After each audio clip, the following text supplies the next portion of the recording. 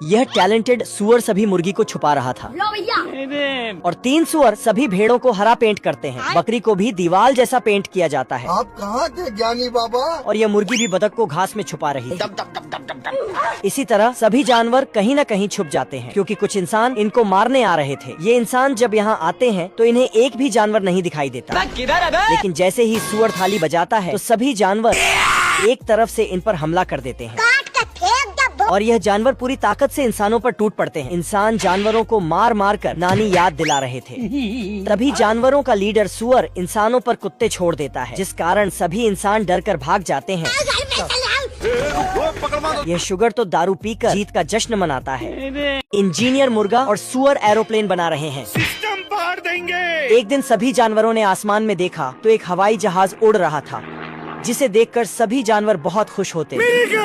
फिर सभी जानवर देसी जुगाड़ लगाकर एक हवाई जहाज बनाते हैं और पहला हवाई जहाज बनाकर 2 बतख को उड़ाते हैं। गाय जहाज को देखती है तो अपने सींग में लकड़ी लगाकर उड़ने लगती है। देखिए दुर्राटे काट रही हो। तभी सभी जानवर IIT बाबा से पढ़कर ऐसी मशीन बनाते हैं जिसमें सामान डालते हैं तो ढेर सारी जहाज बनकर तैयार हो जाती है। ये शुगर भी अपनी कलाकारी दिखाता है। जहाज बनने के बाद यह सभी जानवर आसमान की सैर पर निकलते हैं, लेकिन प्यारेलाल को जानवरों की तरक्की देखी नहीं जाती। तो जानवरों को भगाकर हवाई जहाज पर लात मारता है, लेकिन इसका पैर जहाज में फंस जाता है। यह पागल भेड़ का बच्चा 250 सालों से भूखा है। घपाचू के घर में घुसते ही सबसे पहले घर का फर्श खाता है, उसके बाद फर्नीचर भी सपाचट कर देता है और घपाचू की चड्डी भी खा जाता है। तुम्हें शर्म है? कुछ शर्म आया है? तंग आकर घपाचू इसे घोड़े पर बैठाकर हम संतोष पागल नहीं।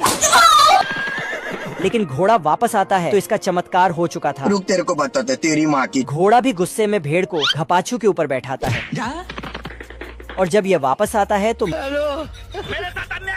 रात को घपाचू आराम से सोता है, लेकिन जब इसकी नींद खुलती है नहीं सारुण के यहाँ कुछ तो गड़बड़ है। तो यह भूखी भेड़ इसका घर भी खा चुकी थी। ये सब देखकर घपाचू को एक आइडिया आता है। घर में जाकर सीधा एक रॉकेट उठा लाता है और उस पर भेड़ को बांधकर। जादूगर है। लेकिन यह भेड़ चांद पर पहुंचकर चांद को भी खा जाती है। ये बिक गई है गवर्नमेंट।